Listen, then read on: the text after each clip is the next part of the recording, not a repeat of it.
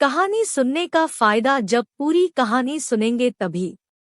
मैं अंजलि हूँ और बड़ी जिंदा दिल हसमुख और मुहफ़्फ़ट हूँ। मेरे घर में भी ऐसे ही मुझे रखा गया जैसी मैं थी। मुझे ज्यादा रोका टोका नहीं। ऐसा नहीं कि मुझे टोका नहीं गया। पहल मेरे मम्मी पापा ने कोशिश की, लेकिन फिर उन्हें समझ आ गया कि मेरा स्वभाव ही कुछ ऐसा है। इस स्वभाव के चलते मेरे कई दोस्त भी बने। लड़कियां तो कम थी, लड़के ज्यादा। मेरी माँ को मेरी चिंता रहती है कि कल को ससुराल जाएगी तो वहाँ क्या गुल खिलाएगी। पर मेरे पापा कहते हैं जो होगा अच्छा ही होगा, ऊपर वाले ने इसके लिए भी कुछ सोचा ही होगा। मेरी शादी की उम्र होते ही मेरे लिए रिश्ता ढूंढना घर वालों ने शुरू कर दिया। कई तो घर तक पहुंचते ही नहीं थे, उसके पहले ही केवल इसलिए मना कर देते थे कि लड़की बोलती बहुत है। अब बताओ भला यह भी कोई कारण हुआ किसी को रिजेक्ट करने का? लेकिन मुझे इन सब बातों से कोई फर्क नहीं पड़ता है। मैं अपनी लाइफ में खुश हूँ। बोले तो बिंदास। अब मैंने सुना कि एक लड़का घर तक पहुंच गया, मतलब वो देखने आने वाला है।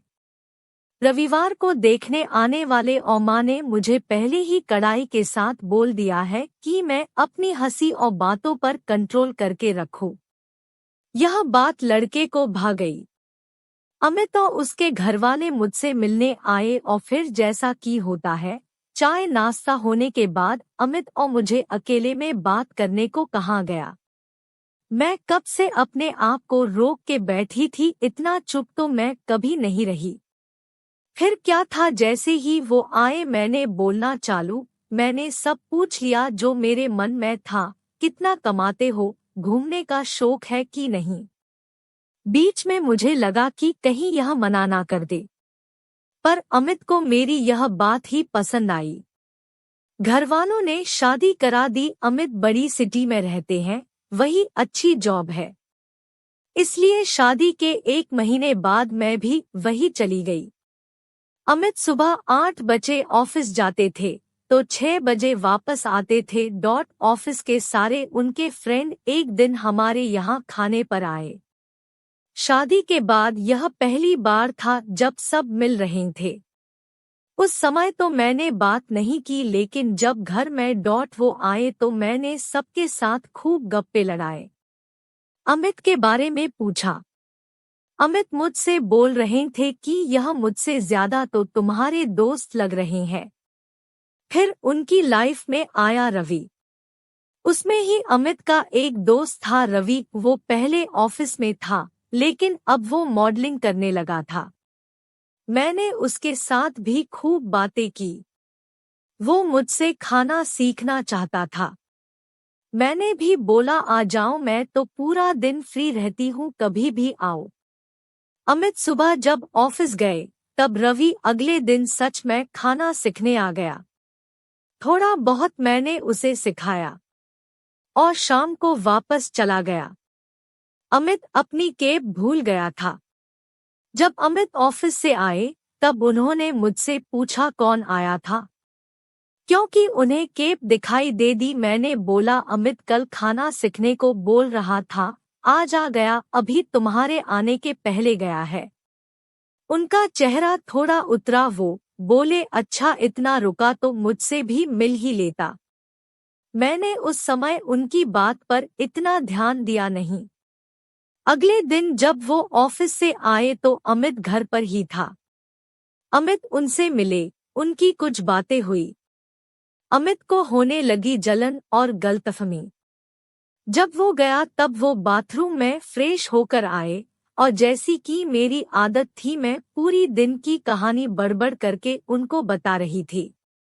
एकदम से वो मुझ पे जोर से चिल्लाए, बोले चुप भी रहा करो, इतना बकवास करती हो, ऑफिस से काम करके आता हूँ, तुम्हारी तरफ मजे नहीं करता घर पर।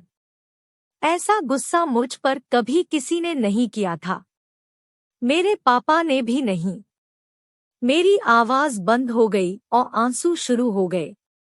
मुझे समझ नहीं आया कि उन्हें किस बात इतना गुस्सा आया। हम दोनों में बात बंद हो गई। अगले दिन मैंने मम्मी को सारी कहानी सुनाई क्योंकि मुझे नहीं पता था कि मैंने क्या किया जो इतना शांत रहने वाले अमित भी मुझ पर भड़क गए।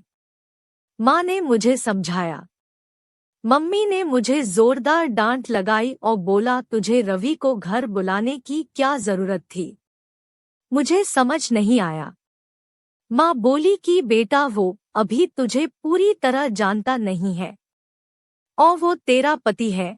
तू अगर दूसरे किसी के साथ ज्यादा घुलेगी तो हो सकता है कि उसे बुरा लगे। मुझे थोड़ा समझ आया कि उनका मूड क्यों खराब हुआ। अगले दिन फिर रवि आता है सीखने ले लिए। अब रवि को कुछ प्रोजेक्ट मिल गया था तो 2 से 3 महीनों के लिए वो बाहर जाने वाला था। अमित ऑफिस से आए तब रवि को मैंने रोक रखा था। अमित का मुंह उतरा हुआ था। उसे देखकर और ज्यादा खराब हो गया। बातों बातों मैंने बोला कि मैं बहुत खुश हूँ, रवि को कोई प्रोजेक्ट मिला है, वो बाहर जा रहा है। साथ ही मैंने यह भी कहा कि फेमस हो जाओ तो प्लीज अपनी इस बहन को भूल ना जाना। रवि बोला अरे बिल्कुल नहीं, अभी कुछ दिन से आपकी वजह से मेरा पेट ठीक है वरना बाहर का खाकर इन्फेक्शन हो रहा था। अमित के चेहरा अब बदल गया था। उसके चेहरे पर बहन सुनकर स्माइल आ गई थी। रवि गया। मैं अमित से बात अभी भी नहीं कर रही थी क्योंकि वो मुझ पर भड़का था। आज उनके तेवर बदल गए थे। मेरे पास में आना चाहते थे मुझे मनाने।